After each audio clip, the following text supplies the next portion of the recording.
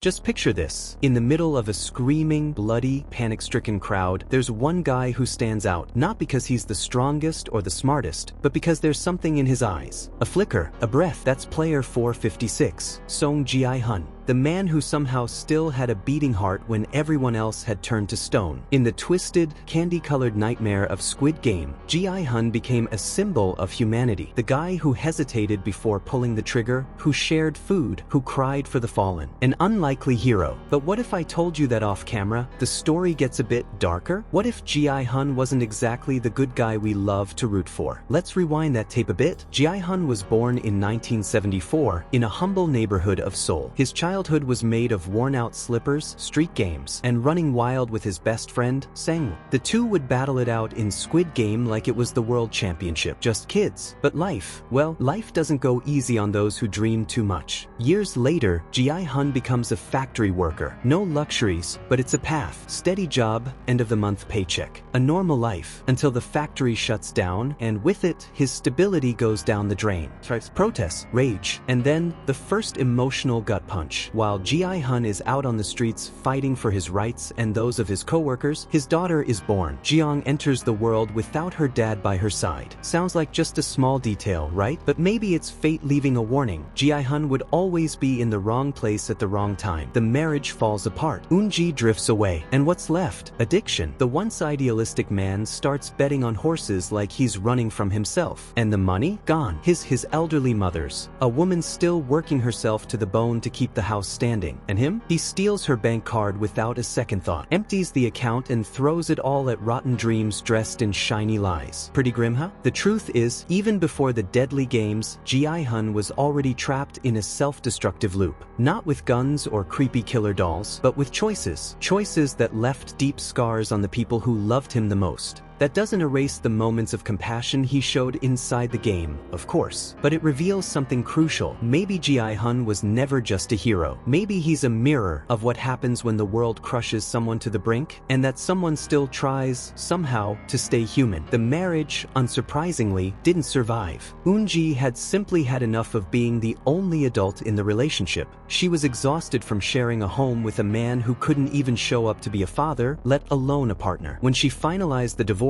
it felt more like relief than heartbreak. Their daughter, Ji-young, stayed with her, and Gi-hun became that kind of dad who shows up with a cheap toy and a guilty smile, like that could somehow make up for months of silence. He said he loved his daughter, repeated it like a mantra, but in practice, nothing. No support, no stability, not even the bare minimum. And when confronted, he hid behind the same old speech. I'm a failure. I'm not good enough. But that wasn't vulnerability. It was escape. He wasn't just a man crushed by fate. He was someone who, day after day, dug his own hole with a shovel called bad decisions. Ji-young, sharp beyond her years, figured it out early. She grew up with that quiet ache of knowing your dad exists, but only shows up like a ghost in the worst moments. The wound deepened when her stepfather, the one actually playing the role of a real dad, went so far as to offer Gi-hun money just to disappear. And Gi-hun almost took it. Almost. Because deep down, he already knew he wasn't really welcome anymore. His daughter needed a safe harbor, and all she had was a shipwreck. Meanwhile, the debts piled up. Gi-hun didn't just owe money, he owed dignity. He signed absurd contracts with loan sharks, offering up his own body as collateral, like he was betting even his own existence. And that's when the recruiter appeared, with a polite smile and a red envelope. The bait? A silly game, slapping down paper tiles. Dokji. But Gi-hun didn't fall for it because he wanted to change his life. He was hooked by the adrenaline, the thrill of betting, even if the price was getting slapped in public by a well-dressed stranger. It was almost like a tragic comedy scene. A man willing to get hit as long as he could keep playing, not for money, for the addiction. And then, he enters the Squid Game. That's where everything starts to blur, because in that stylized hell, where death had a children's soundtrack and bodies dropped like dominoes, Gi-hun stood out. Not for his strength, but because he hesitated, because he helped, because he seemed human. And in there, that was rare. The audience embraced him as a hero, the guy who protected Ali, who shared his food, who cried for Alayak. But maybe, just maybe, the love we felt for him says more about the brutality of that world than about Gi-hun's character. After all, the bar was set so low that any act of empathy felt heroic. And even those acts had cracks. In the marble game, for example, Gi-hun deceived Ilm, took advantage of a visibly confused old man. He did what many would do, but few would admit. And when he had the chance to eliminate Sang-woo in his sleep, he seriously seriously considered it. He only stopped because he was interrupted. That doesn't make him a villain, but it makes one thing clear. He, too, would cross the line if he believed he had no other choice. He wins. He survives. He takes the suitcase full of cash. But he doesn't come home a hero. He returns a broken man. And what does he find? His mother, dead, alone. The very woman who spent her life cleaning up his messes, now gone. Without ever seeing him change. Without care. Without a single apology. The one person who truly believed in him died waiting for him to become the man he kept promising to be. And now, with all the money in the world in his hands, Gi-hun does nothing. He spends a whole year drowning in guilt, frozen in the same miserable life, stuck as if time itself had stopped. He doesn't go after his daughter, doesn't rebuild, doesn't honor the people he lost. He just sits there, a millionaire with the soul of a ghost. And that's not just apathy, it's almost like the prize wasn't a victory, it was a curse. Because now he had everything he once said he needed: money, freedom, choices, and still, he couldn't move. It wasn't lack of resources holding him back, it was lack of purpose. It finally hit him. Winning the game didn't erase who he was before it. It only made it more visible, as if the blood of the other players had permanently stained the mirror. Then, after a year lost in self-punishment, when Gi-hun finally decides to move, what do we expect? A reunion, a hug between father and daughter, tears, closure, the second chance. Everything set, plane ticket in hand, bag packed,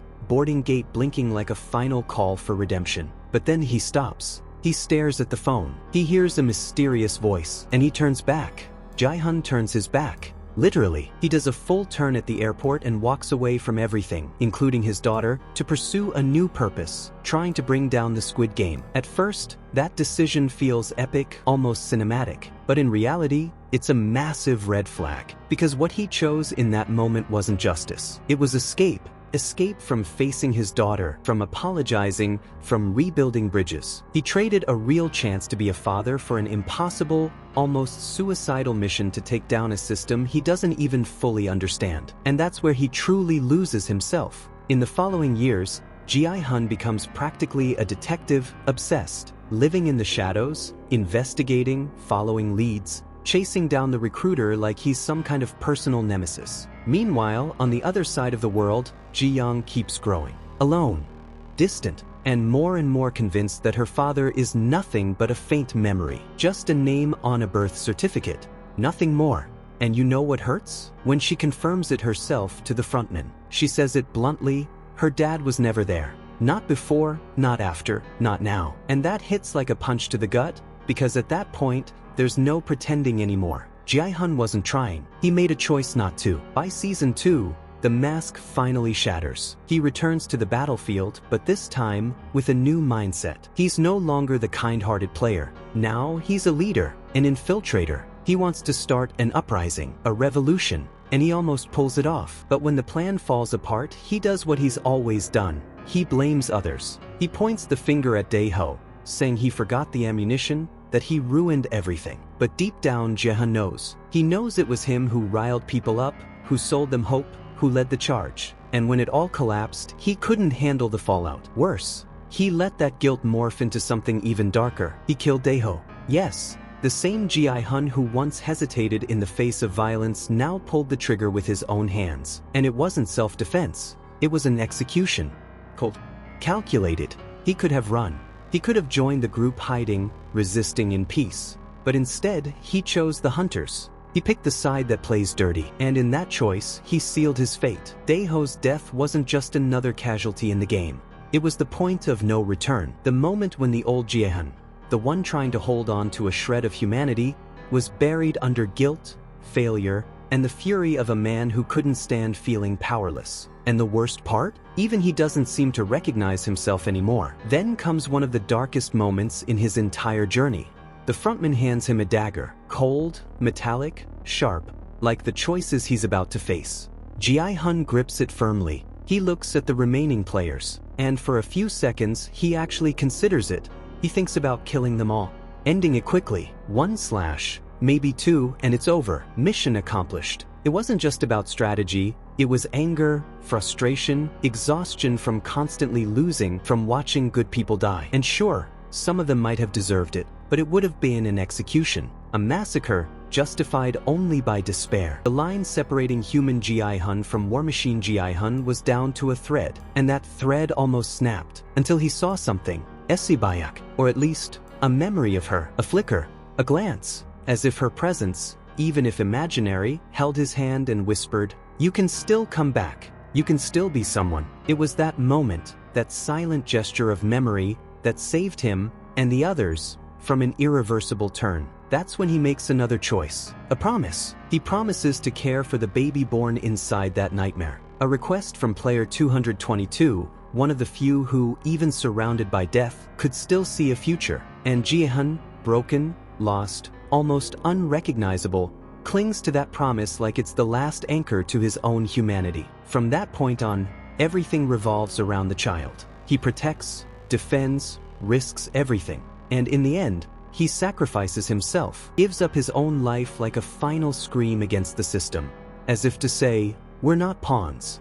We're people. It's a powerful scene, even beautiful. But if you look closer, it also screams an uncomfortable truth. He died for someone he met inside the games. Not for his daughter, not for Ji-young. And that hits hard, because it exposes the contradiction that defines Song Gi-hun. He had real kindness, no doubt. But that kindness was always directed at whoever crossed his path in the heat of tragedy. Promises made in chaos, bonds forged in despair. But with his daughter, the one who existed before it all, who waited for him for years, he could never be that hero. It's like he could only love deeply when love came wrapped in pain. Like he only knew how to be a father when the child wasn't his. And that's brutal. Gi-hun was a hero to strangers, inside his own home. Though, there was only a hollow silence. A name forgotten at birthday parties. A call that never came. A promise left unfulfilled. And that's where the character's ultimate moral dilemma lives. He was always swinging between the noble and the selfish. Between martyr and coward. Between impressive acts of courage and quiet, daily escapes from real responsibilities. He wasn't a monster, but he wasn't a role model either. He was just a man desperately trying to make sense of a world that had stopped making sense. His death, holding that baby in his arms, has a touch of redemption, but it also carries the weight of everything he never was outside that place. He won the game but lost real life. He saved a child, but never saved the most important bond he ever had. If you made it this far, it's because this story got to you too, right? So do this. Drop a like to support the channel, subscribe so you don't miss the next wild theory, and hit that bell, because here, every week, we dive deep into the world of movies and series like no one else. And hey, don't leave without clicking on the video at the end screen. There's another must-see breakdown waiting for you, one that's gonna make you look at these characters in a whole new way.